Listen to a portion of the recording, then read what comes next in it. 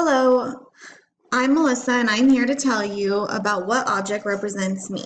The item I chose to represent me is my wedding ring. A wedding ring is an emblem of love, and I pride myself in doing all things in love. When people say, "Tell me about yourself," the first thing I say is, "Well, I'm a wife and a mother." My wedding ring reminds me of the love my husband and I share. Our love brought our two wonderful children into this world. My children and my husband are who motivate me to keep pushing to be the best I can be and to achieve all of my goals. The best thing about a wedding ring is that it's almost always in view. I always have this symbol to remind me of what's important and why I keep going. When I asked my husband if he thought my wedding ring represented me, he said he did feel like the diamond represented me as I am precious and rare. Thank you so much for watching my video and have a great day.